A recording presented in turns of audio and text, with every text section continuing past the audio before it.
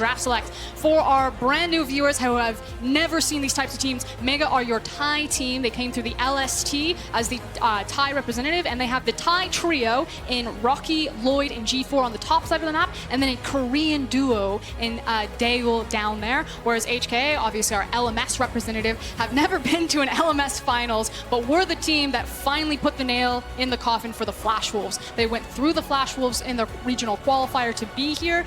They are the only major pool seed to never make it, or to actually be denied making it out of play-ins. So there's a lot of yeah, some pride on the line here for HKA.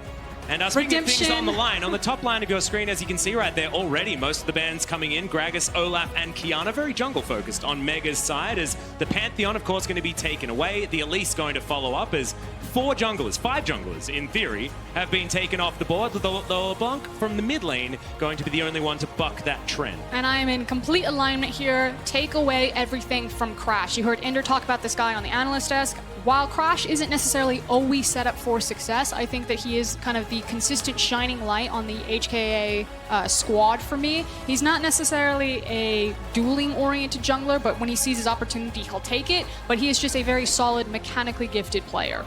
Yes, certainly was. I don't want to remember back to too much information about Crash. Of course, was on Longju before he decided to go to a whole bunch of different regions, and didn't necessarily do the things that we wanted Crash to do when we were so excited about him. But already, so many picks coming in. Renekton going to be yet again the first pick option here. No ability to pair that with an Elise, and it is going to be still early game. The focus on Mega's side, of course, something that we were expecting from this squad, as the Thresh comes out as well to try and combat that Rakan that's already been locked in. And Crash, he has got that mechanics check in the Lee Sin already locked away, and this Xayah would certainly be something we'd be expecting in the hands of Eminem. But I do want to kind of quickly point out the order in which they were picked. You normally never see the Rakan as such high priority. I mean, people can think back to the Fnatic versus G2 final, but that matchup was very, very different. Usually you see the Xayah prioritized, because when you separate the Rakan from the Xayah, it's harder to find a winning matchup for Rakan. Usually you just, maybe you can do like an Ezreal Rakan or even like a Lucian Rakan. It's about like that poke. So to see Xayah kind of left open and the higher priority on the Rakan makes me really curious if Daewoo just doesn't feel necessarily as confident on the champion. He did play it. It's not one of his big standout champions, much more of like the Kai'Sa player, but that is something to watch out for. If HKA only do that versus Mega, or if actually potentially as they move further on in this group, by putting so much priority on Rakan, they end up with a losing bot lane because they allow the Xayah to be separated from them. The thing I really like about it is the fact that they've just locked in Engage in that first round, right? They've got, I can go in with these champions, and does certainly fit their play style. As Ezreal going to be taken away from Dale, of course, a player that I have a bit of history with. Of course, commentated him promoting into the LCK with ever 8 winners, and then was promptly taken out again very quickly. That was actually with Keen, of course, a pretty storied top laner over in the LCK that unfortunately didn't make it once again to the World Championships. 280 carry is going to be banned, as that Kai'Sa that you mentioned before going to be taken away here by HKA, and Mega Esports get rid of the gangplank on the top side of the map. 3Z not going to have that, and 3Z is the standout name here for HKA for me. Of course, was their big player when you and I were commentating Rift Rivals last year. I think 3Z is a bit streaky, however. Like, some games he looks amazing, and then some games his mentality just doesn't shift, and he tries to play hyper aggressive when he doesn't have it. And Lil Quinn was banned in our first series. Yep. It is actually going to get through. I expect it to be a top laner, but of course it is a flex pick. Yep, Uzi certainly showing us that you can theoretically flex it to the bottom lane. Don't know whether that's necessarily a thing we want to see happen again, but this is a bird comp. Yeah, there is a lot of flying around. What's the next pick then? Anivia? We going Anivia mid lane? You know something's gotten real strange if we see the Anivia locked in. No, that has to be it though, right? I'll be very disappointed if it doesn't happen. As the Syndra is going to slip through the ban phase once again. So it's going to be locked down by G4 most likely, but could of course be in that bottom lane pairing Syndra with Thresh. Something that could happen and something that could still happen with Tristana. Now the decision as far as 80 carries are concerned. Now what I really like about what Mega have put together before we see what HKA are going to fill out with their composition is that there are so many different avenues of attack. You have hard CC and gank set up in every single lane. So it really allows Lloyd to kind of pick and choose how is the lane phase going, what do these matchups look like, and he has the option that he can attack anywhere top, mid, or bottom. As HKA would round out, though, I really like the Corki pick because you can have the early Hex Drinker itemization into the Syndra to just deny the all-in unless Syndra gets snowballed that farther ahead of you. So I think it's super safe. Otherwise, HKA, they've got a lot more scaling. I like to call them bridge options in a sense of kind of bridging you from your early game to your mid game or your late game in the Quinn and Lee Sin. So a lot of eyes are going to be on Crash and 3Z in the early sections of this game to make sure that HKA allow Corki and Xayah to scale up to those 3 items. We'll see how the team fights are going to go, because still a very squishy roster, and will mean that Lloyd can hold on to relevance for much longer in this game on the Rex side. That does like to take the Halo Blades and get a lot of damage down early. We saw Ananasik doing great things on the pickup earlier on. Of course, Ender, thank you so much for taking us through his fantastic jungle pathing. But like you say, I like the combination of Corki and Xayah. It is a tale as old as time as far as the similar range on these two and the fact that you have perfect damage balance between these two champions. Which is why I also really love that Mega put priority on Tristana, one of the few champions that can match some of that range, especially with something like a Syndra or even a Cassiopeia. I think as we go longer into the tournament, watch these two champions and how often they're matched up together, because it's impossible to dive back and kill Tristana if she's always standing next to these types of mages. The Scatter the Weak, the Cassiopeia ultimate, it basically creates this massive buffer zone in front of her that just lets Tristana abuse you with her superior range and walk front to back in team fights. Not to mention, Buster Shot, pretty good for the self-peel, as well as Flay being available from the Thresh that you're going to have on the bottom side of the map. But the Lovers duo, certainly formidable on the side of HKA. I like both of these compositions. Let's see which one comes out on top as we get into game 2 of the day. Mega versus HKA.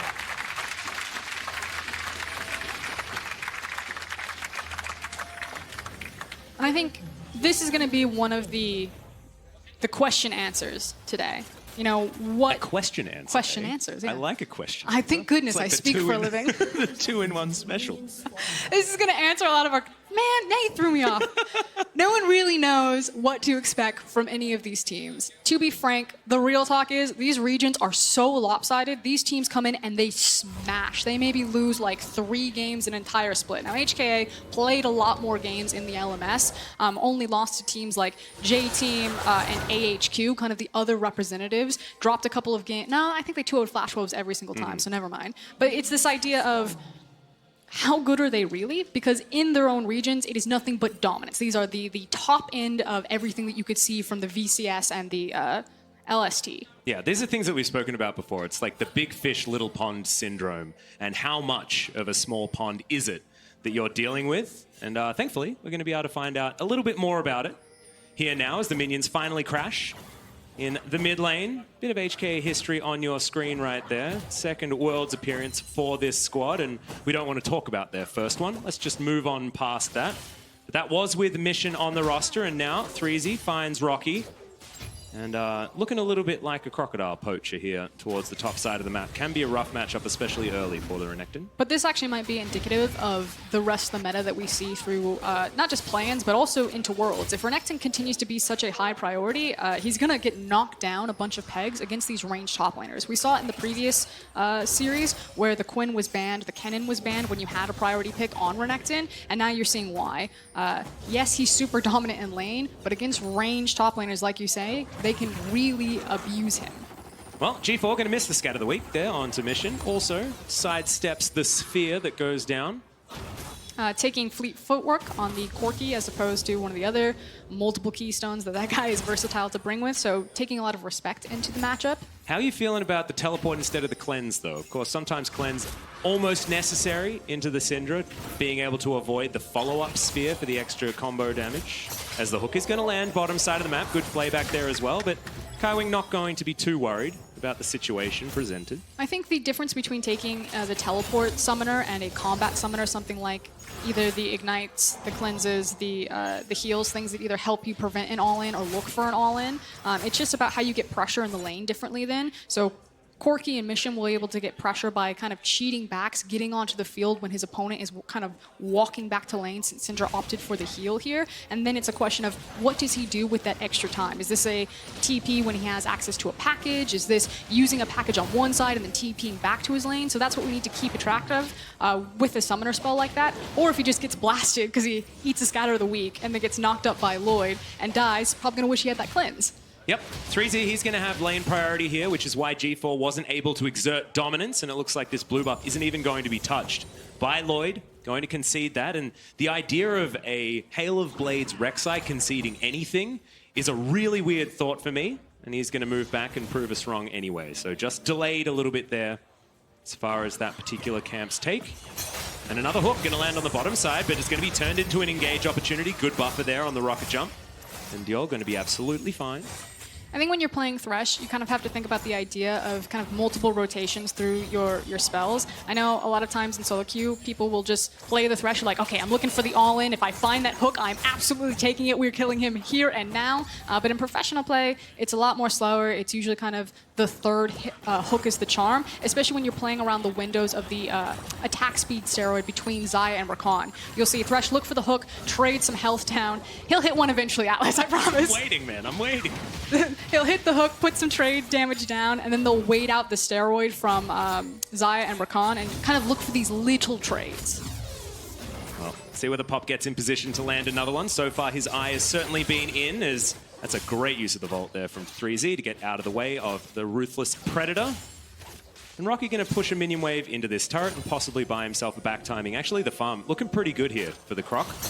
As another hook going to come in. Hook to flay practice here for Pop on the bottom side. Not actually going to be getting them too much, though. As you say, it's sort of a little bit more fishing.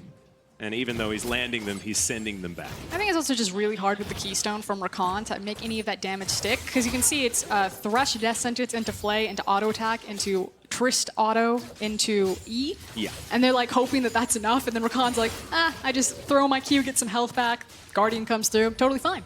But it is buying a little bit of space here. So Dale, you can see with a little bit extra CS here in this lane. Another hook. That one's going to be a minion.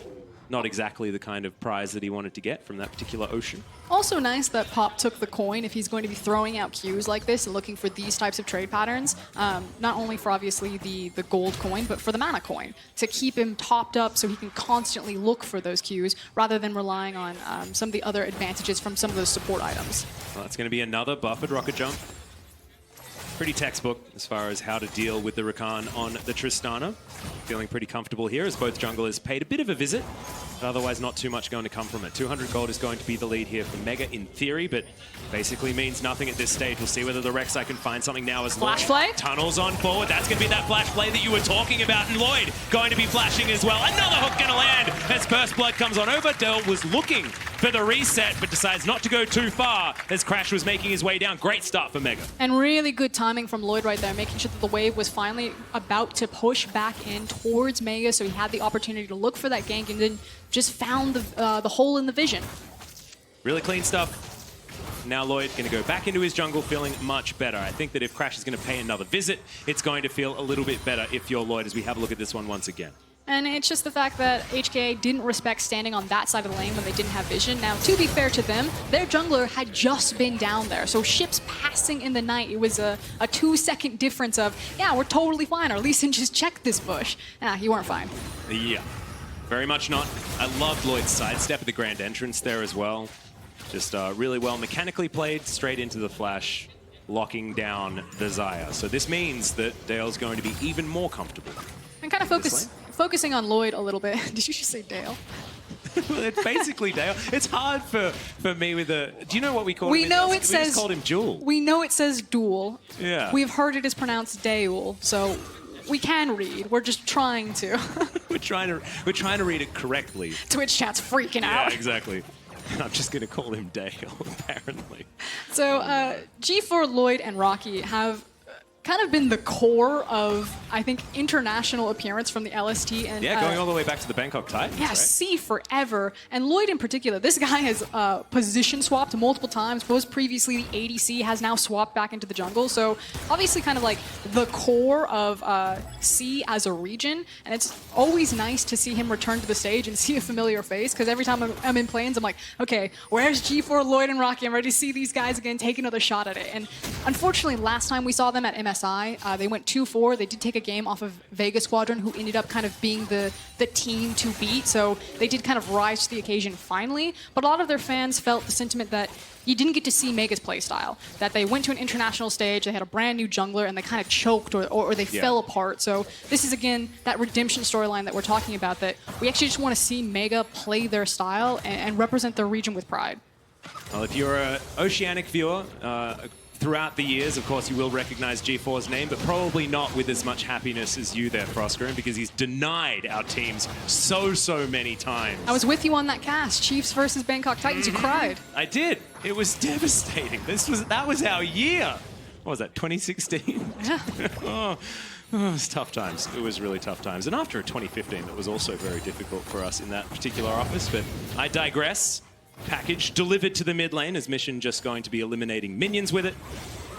And G4 handed over a blue buff. Plenty of time to talk.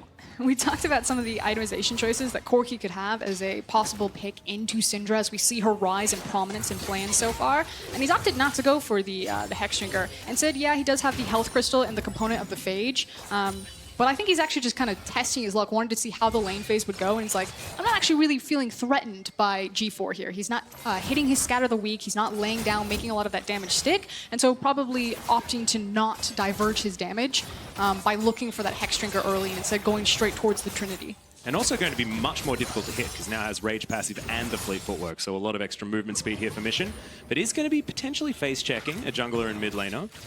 Going to be too worried about it is yeah, you can't keep doing that. The slices straight into the Quinn aren't necessarily working out. But this is crazy. You almost never see this, and a lot of HKA are getting access to this river because Xayah and Rakan had gotten priority over the bot lane and then rotated up. But the fact of the matter is that Corki is a late game insurance policy. His lane phase is super safe, but he's not very good in skirmishes, whereas someone like a Syndra and a Hail of Blades Rek'Sai hit like a truck if they hit their skill shots. Well, if Syndra hits their skill shots. So the fact that Mega actually just got forced off of river control there is actually a pretty big deal. It shouldn't work like that. Well, they're going to get forced out even further as Lloyd down to about half health and actually smites Crash.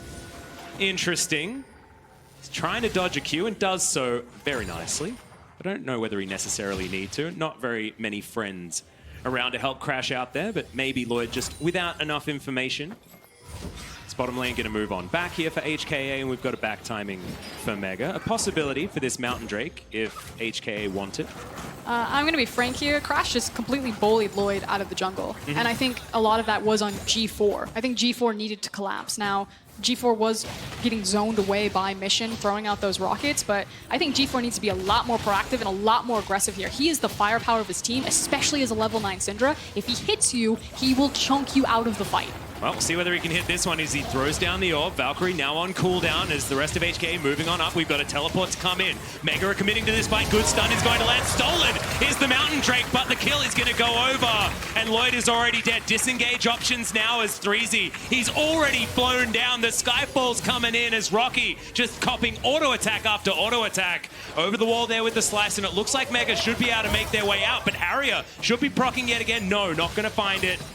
3Z moves on back, so kill for a Mountain Drake. There are arguments for good on both sides. Yeah, I'm going to give it to Mega right there. This Drake, so important, obviously, for its early access into Baron, potentially. But because HKA were able to force Mega behind their tower, they're going to try to walk this directly into the Rift Herald, while Mega are trying to scramble to get back in position on this map. Here comes the TP. Yep, another TP into another pit, this time on the north, as we've got a flash, but the hook is going to land. The Scatter the Weak was good this time as G4, they're trying to deliver it to him, but Pop says, nope, we're not going to do it this time. Can't risk a Valkyrie coming off cooldown as Shelly is going to change her attention over to Lloyd. Mega, they definitely won that one. Yeah, HKA overreach, and that's going to feel real bad, man. You had the setup on the Mountain Drake. It's stolen away from you. You say, it's fine. We can rock up to the Rift Herald. That one's taken away from you as well. Tristana now rotates into mid lane. Not one, not two, but potentially 3 plates. Two and a half. 2.5 plates. Not going to commit too hard, of course. Running out of minion wave is the problem there, as Lloyd not going to be bullied out of the way of this Rift Scuttler and takes that one comfortably after taking down the Scuttler's mother in Shelly. going to be utilized in one of these lanes. We'll see where he goes to try and grab some plates. 1 minute left on that one, and he's going to use the faster back timing and probably not going to find any money from Shelly. So taking another look at this one, it is going to be, I think, the hero move from Lloyd to a smite to steal this one away. That was a attack, I think. It was. It's fine. A bunch of flashes on the back end of it. Unfortunately, not a lot of the CC training, but this is kind of where things went from bad to worse for HKA. That teleport in particular, Mission definitely needed his team to plant their feet and defend him, because that's a one-way ticket. Yeah. And also did use the Valkyrie, didn't get over the wall, so that's going to be the problem. Is we are going to eat these last couple of plates here. Shelly will pile on through and gets the most valuable turret here for Mega. So a great start here for the Southeast Asian squad. So there were two ways, or not just two, there were a couple ways you could play that. You use the Rift Herald and you take down that mid lane tower. You just called it the most valuable in terms of access and opening up to the map. Or you use it with your Tristana, because we're still so early, or excuse me, well now it's crested over. You use it with your Tristana to try to get some of those plates off and try to snowball Tristana even further ahead of the clock, because having her on 3 items means so much more in this game. I didn't know that Lloyd was actually going to be able to get to one of these side lanes to take out those plates after he backed, and there was only a minute to go, so I'm impressed that they were able to get those last couple of plates mid. And I think that was the call on it. It was just the fact that they didn't set it up, and then they just immediately had to use it to make the most bang for their buck. But now my concern is with the map being so open now, these kind of outer towers falling down, I actually don't think that Mega's composition does very well on an open map. They do really well when they're grouped up, and Rocky unfortunately hasn't gotten the type of lead that he's needed. He's 30 CS down, so if they want to sit in a 1-4 formation, I think Rocky will just be punished by 3Z on this Quinn. So I'm curious how Mega are now going to kind of navigate this open map state. Well, Mega, what they're doing is they're putting a Tristana into the inner turret of their opponent on the bottom side of the map. So feeling very comfortable. But that could be a great adaptation. If your Renekton didn't get the lead that he wanted because he just got pushed in on his head by Quinn, then you feel that you have the safety on the Tristana, you're getting solo experience, solo gold, she's got the rocket jump, the booster jump, she can push it away, and again, you're trying to get that snowball for Daewoo ahead of the clock. And also he has so much vision there on the bottom side of the map as well, so he was relatively comfortable just moving up and getting pressure on the inner turret. Isn't going to press his luck though as he moves back towards the mid lane just to try and eat some more of those red dots. Crash, looking for this Rift Scuttler, does get it. Lloyd is going to just smite him to say no. It is going to be, luckily, for HKA going their way. And 35 seconds now on that Infernal Drake, and that is why that Scuttle vision is so important. We'll see whether HKA can actually put up a fight for this one. It's 2 very important Drakes as our first rolls. And as we come into this potential Drake fight, I do want to highlight a key item, the stopwatch actual pickup from Mission here, because that could be the difference maker if the Syndra ultimate is able to completely burst him out, or when he uses that stopwatch, as well as now having the completed Trinity Force. So I think that window, if this is a 5v5 around Infernal, is kind of the moment to watch for where this game is going to break. Does Mission survive the team fight and output all that DPS on the Corki, or does he just get blown up?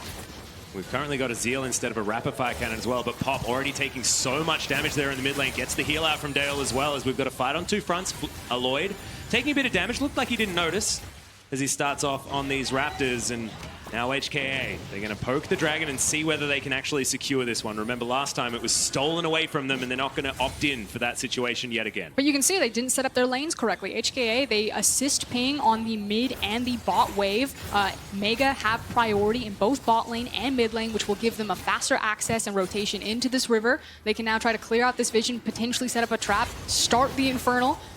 Not maybe my favorite call, but I think they'll get it. Yeah, they are certainly going to get it. It was right under the noses of HKA. Of course, had vision of the area with the Rift Scuttler that we were talking about earlier, but very cleanly done by Mega. They just pushed HKA out of the way and grabbed the very coveted objective. So now Mountain and Infernal as we move towards that ever-present Baron buff coming up in 2.5 minutes. And you'll hear us talk about the word fundamentals a lot in the play-ins, especially when we're looking at kind of very different teams with vastly different tournament structures and just kind of levels of international experience. And that's kind of, again, a perfect snapshot of what we mean when we're talking about fundamentals. The fact that HKA didn't attribute time to their waves to give them access to walk into the Infernal. So Mega did the right thing. They were just patient. They waited for the waves to pull HKA out of the Infernal pit. it and then took the Drake for free rather than trying to force the fight, which, great play. Yeah, very nicely done.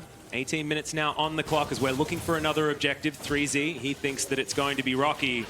As doesn't land the blind, but this is a Crocodile that just can't really move out from underneath his turret. And also a potential win condition now for HKA. They've been playing on the back foot. They don't have the gold lead right now, sitting in between a lot of different item breakpoints. We talked about that bridge where you need 3Z to really 3Z pop off. looking for the solo kill. The flash comes in. He outplays him. No! Oh, he never even hit him, so it's an execution. So in theory, that's good news for 3Z, but man, that was so close and then so far. Round two, up top, let's go. Yeah, we land the stopwatch really nicely as G4. He's like, I got no buttons left, can't do anything, and he's going to be dead. The rest of his team turn up, but they're way too late. Still a 3v3, and it looks like they want it as Dale's going to use his rocket jump to close the gap. It's Crash! Oh my god, Pop, that was a hook. To end all hooks is now Kaiwing. He's trying to offer something, but doesn't get there. Pop is holding this team together, I swear. That was the glimpse. That was HKA like, okay, we've got it. We got the win condition. We have Quinn in the side lane. Ah, that didn't work. Okay, top lane. We got top lane. Ah, that didn't work either. And it did a little bit. And now Mega, again, winning across map. Armin. Rocky just shoved that wave all the way into 3Z's tower. He's now made his back. He's feeling much happier, much more healthier than he was. He was starting to really feel that CS discrepancy. It's still there a bit. But let's have a look at it one more time. Take us through what happened, Frosco. Okay, so Rocky's not going to hit him, and 3Z is going to chase through the tower. He flashes, matches flash for flash, doesn't get the auto off, and then the final tower shot and the minions. And Rocky didn't even need to use Color Meek or anything like that. Didn't need to do anything fancy. Just wandered around underneath the turret. I liked it. This is that stopwatch you were talking about before, used to perfect effect. And then G4 had no buttons to save himself, but Pop comes in. Wait for this hook onto Crash. It's really nice. Yeah, good CC follow-up. Not necessarily predicts the flash, but obviously recognizes that Lee Sin's probably going to instantly flash. Mm-hmm. Having a look at the gold, Dale's still looking fantastic. Stop laughing at me, okay? I've got an Australian accent. It's difficult to pronounce things effectively, and I live in Korea. Dale over here on Tristana. Yeah.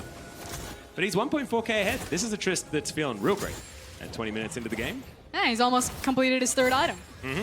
That's a lot of critical strike. That means that to win this game, again, we talked about the win condition potentially for HKA. Look at these firsts.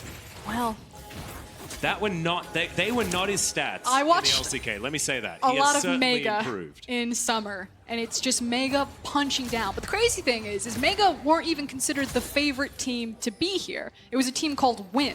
Mm-hmm. But when it came to their playoff format, Win actually got upset by one of the weakest teams in the LST, and then Mega just steamrolled through.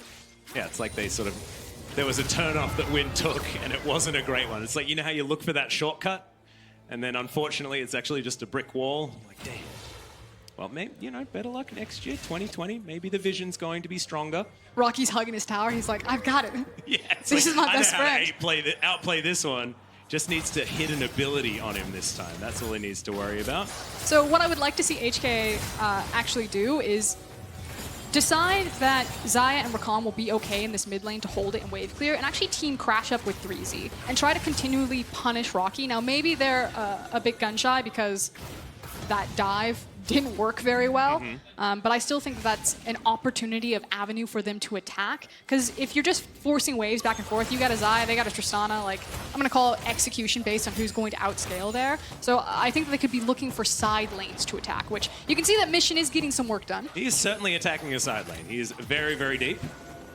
And Crash is here just flanking as well, looks for Agatha or the Gronk on the blue side of the map. For those of you who don't watch the LCK, and Mega are just going to go on down and pick up their second Mountain Drake, meaning that if a Baron is something they want to look at, they're not going to have to look at it for very long. And that's the concerning thing here for HKA. It's that if you are trying to find kind of table scraps into these side lanes because you're afraid of the 5v5 at this point in the game, when you're looking at double Mountain Infernal, you will be forced to 5v5 because now Mega will have so much freedom to walk up to the Baron and say, if you do not challenge us, we are going to take it instantly. So the time has come, HKA. You will have to fight them.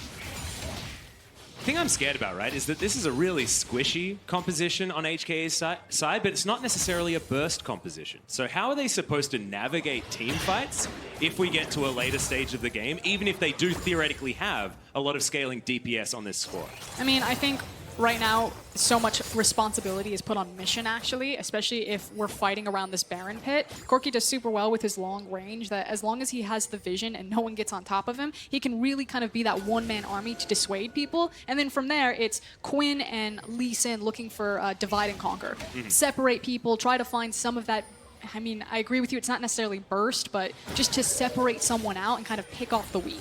Okay, so a little bit like a try and poke them down, try and get them into awkward positions, get the straggler, and then move on through the rest of the team with a man advantage. But it is so much harder to execute versus Mega's composition. I've seen this movie before, Froskarin, as we've got the Vault to come in. Rocky taking a lot of extra damage here at the beginning, and 3Z says, nope. Not doing that one again. But now Mega are in the situation where, again, this is the only place that HKA are feeling confident and are winning. So do you save Rocky? Do you pull him out of this? Do you try to force the 5v5 on the Baron, have confidence that you have that double mountain? Or do you continue to let your Crocodile just get smashed by this bird? I actually think that you just all in on the Baron right now, right? You've got 2 Mountain Drakes, you can kill that thing so quickly, but HKA have a different thing to say about it. Pop is going to go golden, as now HKA running for the hills as Rocky teleports his way forward.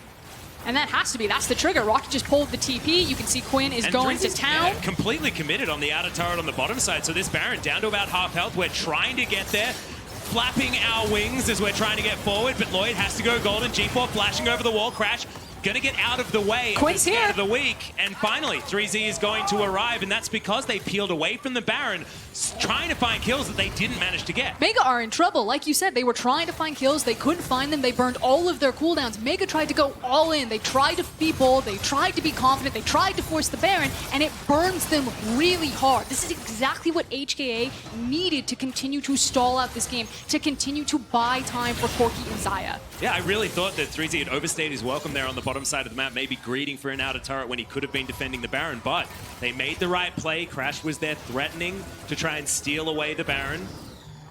Just do it, boys. Yeah, someone start the Baron. Let's start trying to find some of these objectives. And you can see Mega. Mega knew. They started their backs. They stopped them. They're trying to stagger them right now. But this is so far this game is being defined by indecision. Yeah. These intense split-second moments. Do we do the Baron? Do we not do the Baron? And both teams have fumbled it. So someone has got to step up and make their mark. Well, Crash is going to miss the Q. This is Eminem. Off the hook. Lands again. Damn. That's a targeted ability for this Pop guy, I swear. Really nice stuff. Eminem, though, only has to blow the heal, so still holds onto the flash and has that Feather Storm available pretty soon. As this just is getting bigger and bigger. Level 13, drawing a bead.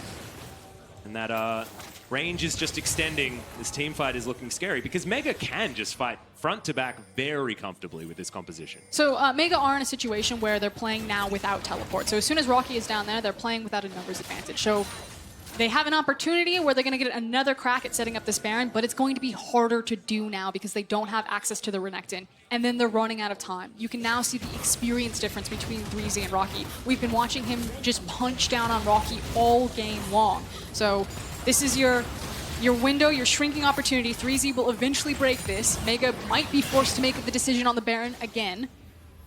But it was certainly a Rocky advantage throughout most of this game. Only recently, 3Z has been able to get him with the out farm, close to 60. This Crash just going to tag that Baron to check whether anyone's doing it. Finds out the good news. Not going to need to go in for any steals just yet. Okay.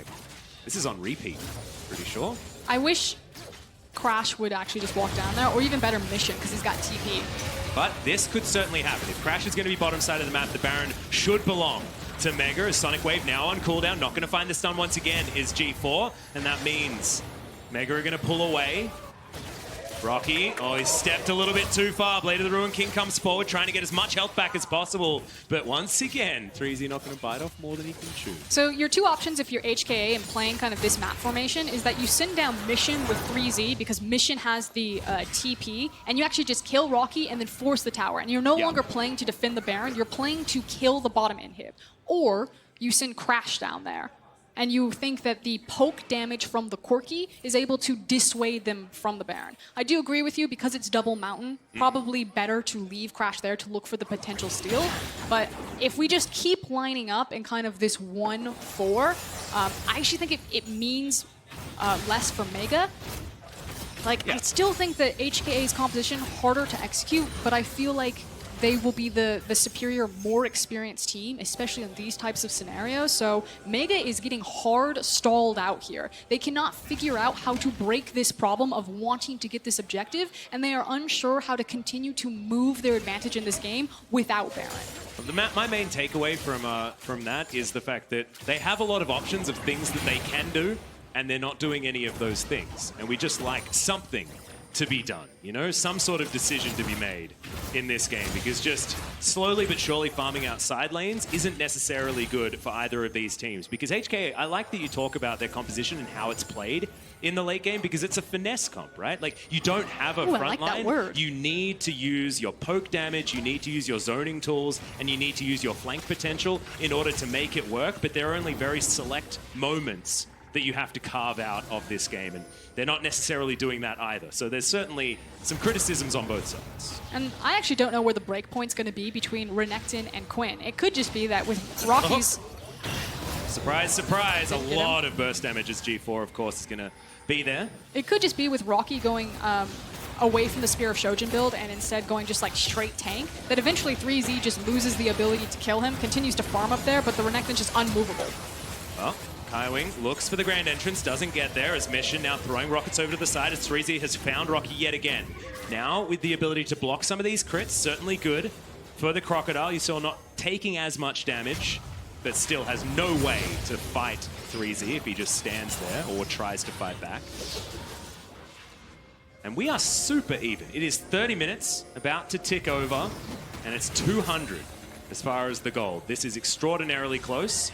Earth, Wind, and Fire going to be the Drakes. September just passed, unfortunately. We were, what, right on the clock for the Elder? How close was that? Yeah, we were real close. And 5 minutes now, and that one is going to be available. Let's see, there's a lot going on, but also not a lot going on at all. Everyone's trying to, like, jockey for position. That flash is actually really important, though. Again, we talked about it over the course of the game, how important Mission's responsibility is as like the primary damage dealer, and such a range advantage. Not having access to flash means that he obviously can't be as aggressive in his positioning. So we'll keep our eyes on Mission and see if that turns around to burn him. Also doesn't have rapid fire cannon yet, so doesn't have that extra range on his auto attacks that can be pretty important here for the Corki. Love Corki, just power spikes everywhere. 1 item, 2 items, 3 items, 4 items. Just power spikes across the board. I also just think the range on Corgi is pretty unfair when you're dealing at like the highest level of League of Legends, and I think that's why he's been such a staple pick for so long. Again, super safe in lane, great late game insurance policy, and then just having superior range on compositions. At the highest level, could just, you look at who has the bigger range, you're like, that team wins. Yeah, well, we've got a Tristana with a Bloodthirster now, so the poke from the Corki not going to be as important if he is going to find Dale in the back line. And 10 CS is the lead here for Eminem, just slightly, and he's also got his trio of items that he really likes to see. So as far as itemization, both of these teams very happy. And there is no gold in this. Someone needs to make a decision. I'm sure someone's going to at some point, Frosco. Who's your money on? My money's on Daewoo. I feel like this game is going to... He was already doing it. That was too easy. This game's decided by Mission or Daewoo. Does Daewoo just get to hit people, chunk them out, walk out to a tower, and force them off? Or will Mission use his TP and help out his Quinn bottom, please? Well, 3Z is taking inner turrets on his own, so maybe doesn't need too much help at this stage. Rocky just gave up. Yeah, well, I would too, to be honest. He hasn't been having a great time. Okay, here comes a potential package flank. Yeah.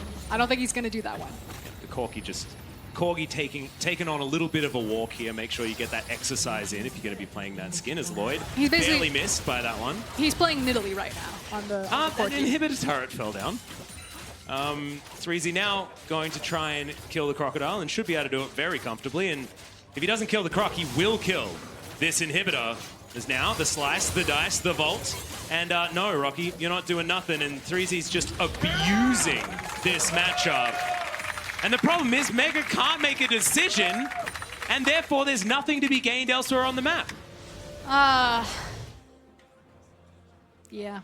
It's almost a flame horizon from 3Z as well. I'm really glad that we highlighted it. Of course, 3Z being a player to watch, I think if you were to talk to someone like Raz, he was certainly really up on 3Z in 2018 Rift Rivals when he was there. And I believe Marchi at the time. Hipster Raz. Hipster Raz, the guy loves it. Okay, we're making the decision now. Like you said, Mega have run out of time. They're using the TP. They're going all in right now. They don't have the bottom inhib. This is it. Right, we're going for a 50-50, boys. 2,000 health now on the They got it! Stolen by Crash. HKA. Can they win the team fight afterwards? Crash is going to go down very, very low. But Mission destroys Lloyd. Rocky goes golden, but then goes into the death chamber. A double kill. Now for Mission, Pop's going to go down. And the Zaya grabs one of them as well. Eminem picks it up. And now HKA, they're going to look at the enemy base and go, oh, what happened to that? It's already been destroyed. Exactly. They're going to TP down. This is going to be the end of the game. Mega got stalled out on the Baron for what felt like years. The indecision there. How were they going to attack the map? And it was HKA with better fundamentals on the day, on the back of 3Z, split up the map, stole the Baron, and will now steal the game. And I love this as a lesson. The price of indecision. Mega, they had the mid game. They had the control. They didn't use it. And now the Nexus will fall on their side of the map. HKA successful in their first game at Worlds.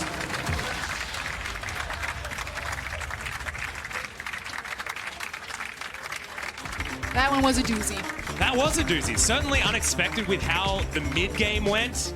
But it is a great lesson to take away. You need to make plays. If G2 taught us anything, it's make decisions and be on the same page about them. Then it doesn't necessarily matter. Like, any decision that you're all on board with is generally better than a good decision that is made only half-heartedly or by only some of the team. So Mega just needed to pull the trigger and they didn't. I also think it's putting a magnifying glass on how much top lane is going to mean in these play-ins. When you have guys like Nuguri and Huni, who have just been, well, Huni kind of coin flippy. I mean, if you but go to can second be game, just look at second game, you're fine. These monsters, because this game was finally cracked open by HKA through their top laner. Yeah, and it was abuse of Renekton's as well. We've seen so much priority on this Renekton. And of course, Noguri on the Vladimir into the Renekton earlier on.